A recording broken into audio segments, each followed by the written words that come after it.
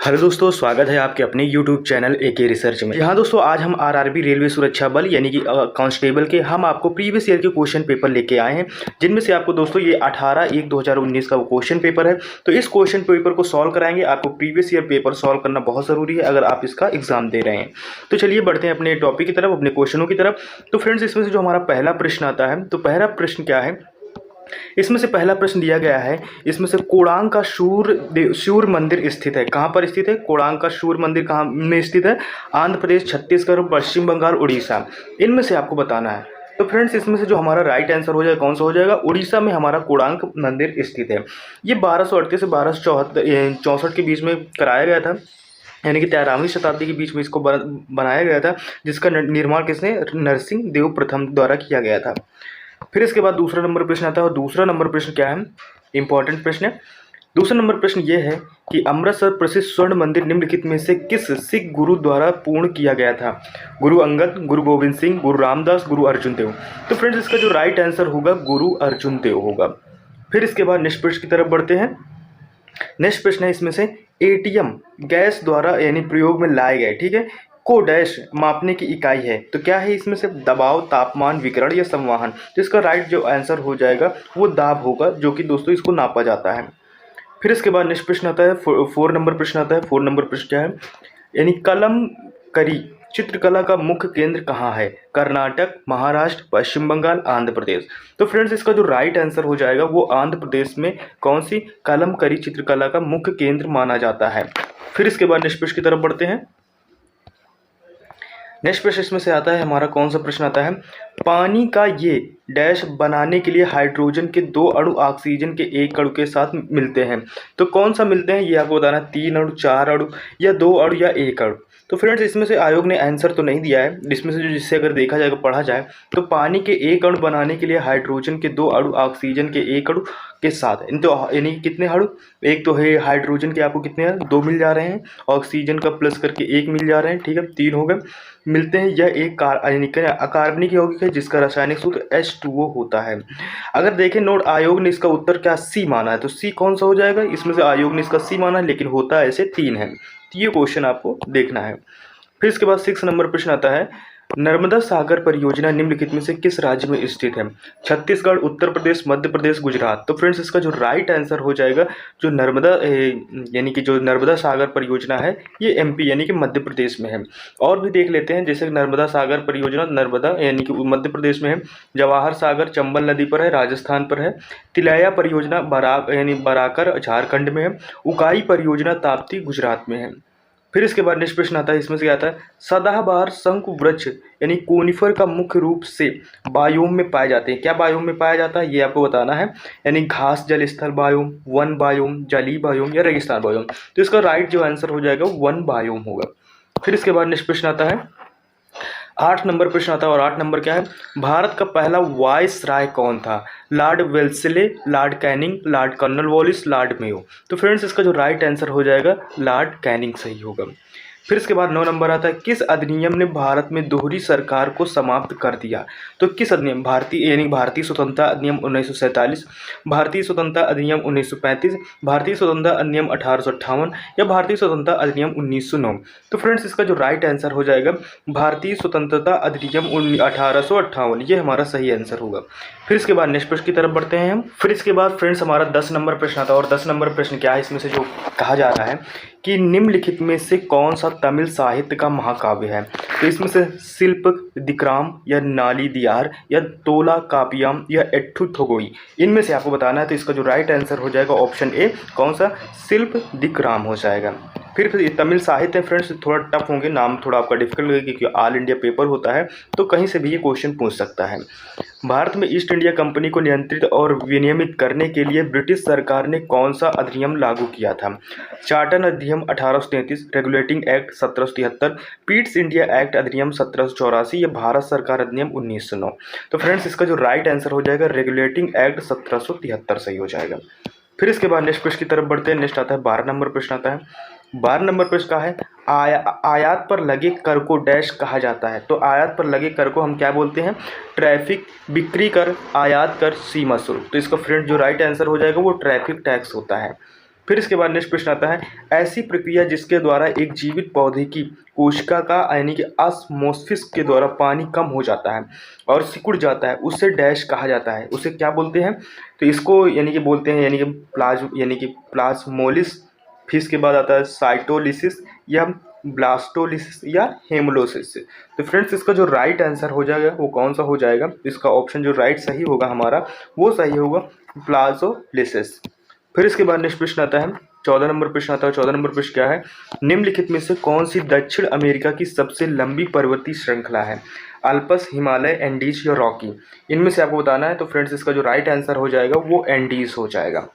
फिर इसके बाद नेक्स्ट प्रश्न आता है, नेक्स्ट प्रश्न इसमें से है, नेक्स्ट 15 नंबर प्रश्न आता है। और 15 नंबर प्रश्न क्या है? इसमें से है, अंतर्राष्ट्रीय पुनर्निर्माण और विकास बैंक को लोकप्रिय रूप में डैश के नाम से जाना जाता है? WTO, विश्व बैंक, विश्व आर्थिक मंच या IMF के नाम से? तो इसका जो राइट आंसर हो जाएगा वो हो जाएगा विश्व बैंक के नाम से हम जानते हैं। अगर इसकी स्थापना देखी जाए तो ये 1944 में IMF के साथ मिलकर इसका निर्माण हुआ था। फिर इसके बाद 16 नंबर प्रश्न आता है। और क्या है? मंगल ग्रह में कितने प्राकृतिक उपग्रह हैं? कोई नहीं, 1, 3, 2 या? तो इसमें से आपको राइट बताना है। तो मंगल ग्रह की जो यानी कि सैटेलाइट है, ठीक है, वो सैटेलाइट पूछ रहा है। तो सैटेलाइट कितने हैं? तो इसमें जो सैटेलाइटों की संख्या है वो कितनी हो जाएगी? वो 2 हो जाएगी फ्रेंड। फिर इसके बाद नेक्स्ट प्रश्न की तरफ बढ़ते हैं। नेक्स्ट प्रश्न आता है हमारा 17 नंबर प्रश्न आता है। 17 नंबर प्रश्न क्या है? Jawaharlal Nehru port trust dash में स्थित है? भुवनेश्वर में, कोची में, मुंबई में या विशाखापट्टनम? तो इसका राइट आंसर हो जाएगा मुंबई में। फिर इसके बाद आता है, किण्वन प्रक्रिया की खोज किसने की थी? अलेक्जेंडर फ्लेमिंग ने, रॉबर्ट कोच ने, एडवर्ड जेनर ने, लुईस पास्चर ने? तो इसका जो राइट आंसर होगा लुईस पास्चर सही होगा। फिर इसके बाद आता है 19 नंबर प्रश्न आता है। और 19 नंबर प्रश्न क्या है? किस वर्ष में आधुनिक ओलंपिक खेलों में जिम्नास्टिक को शामिल किया गया था? 1896, 1888, 1900 या 1972? तो फ्रेंड्स इसका जो राइट आंसर हो जाएगा 1896 हो जाएगा, जिसमें से 1896 ग्रीष्मकालीन ओलंपिक में शामिल किया गया था। ओलंपिक खेल में जिम्नास्टिक के 3 प्रकार शामिल है, ठीक है। एक कलात्मक जिम्नास्टिक बोलते हैं, एक लयबद्ध जिम्नास्टिक होता है, एक ट्रैपोपोलिंग होता है। जो 1928 में एमस्टन ग्रीष्मकालीन ओलंपिक में क्या कलात्मक जिम्नास्टिक को स्पर्धा में पहली बार महिलाओं को भाग लेने की क्या मिली थी? अनुमति मिली थी। ये आपको बहुत इंपॉर्टेंट है कि 1928 में इनको पहली बार महिलाओं को भाग लेने की अनुमति मिली थी। फिर इसके बाद बढ़ते हैं नेक्स्ट प्रश्नों की तरफ। इसके बाद 20 नंबर प्रश्न आता है फ्रेंड्स, क्या आता है?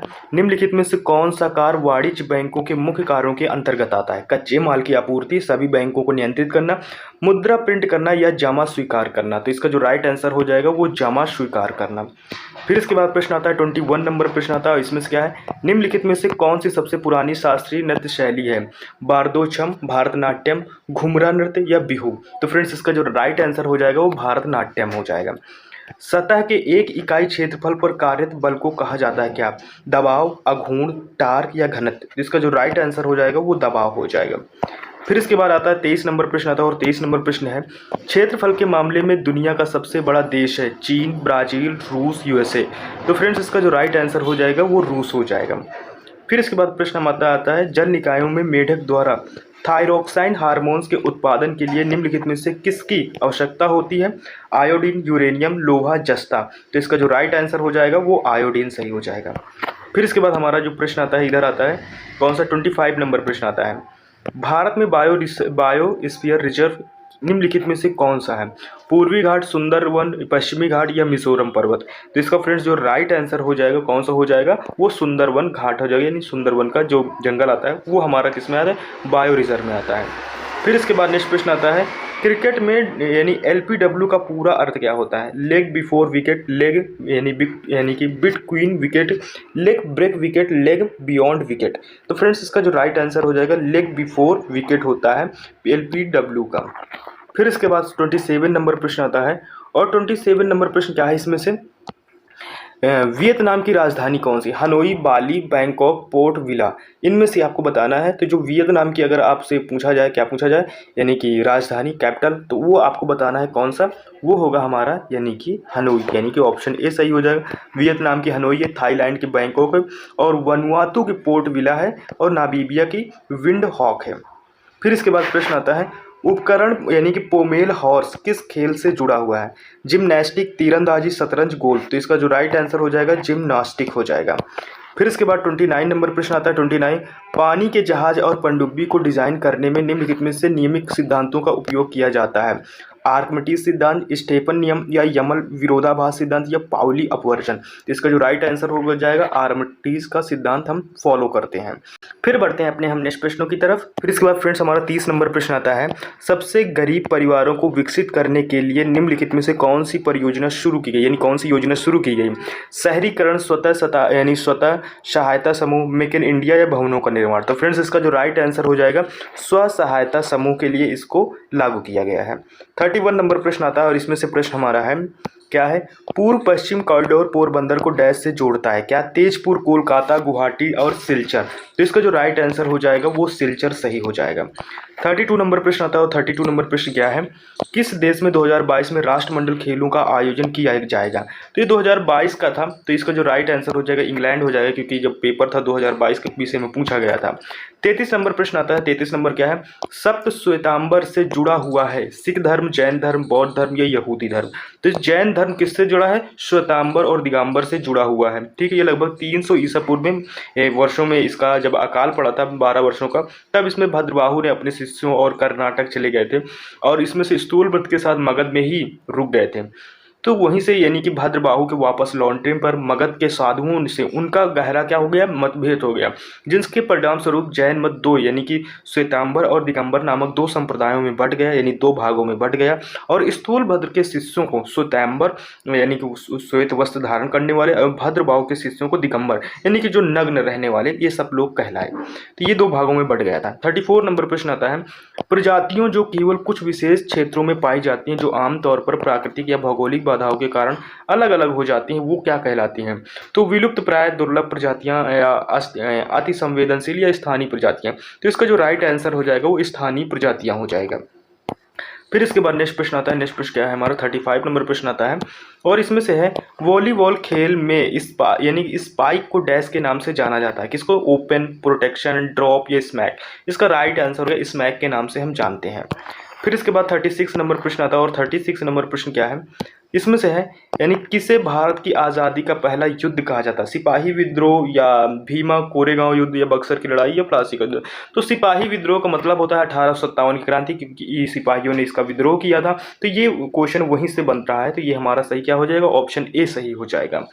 फिर इसके बाद नेक्स्ट प्रश्न आता है, नेक्स्ट प्रश्न 37 नंबर प्रश्न आता है और 37 नंबर प्रश्न क्या है, इसमें से दुनिया में चौथा सबसे बड़ा महाद्वीप कौन सा है? उत्तरी अमेरिका, एशिया, दक्षिणी अमेरिका, अफ्रीका। तो इसका जो राइट आंसर होगा जाएगा कौन सा? वो दक्षिणी अमेरिका होगा, विश्व का सबसे बड़ा महाद्वीप।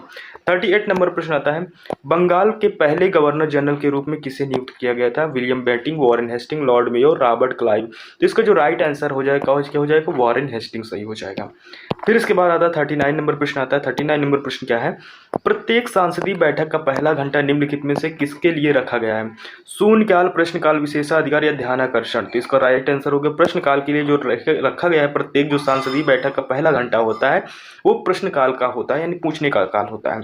चलिए बढ़ते हैं अपने नेक्स्ट प्रश्नों की तरफ। जैसे फ्रेंड्स हमारा नेक्स्ट प्रश्न आता है, 40 नंबर प्रश्न आता है, 1765 में पहले ब्रिटिश इंडिया कंपनी के पास एकमात्र कौन सा अधिकार था?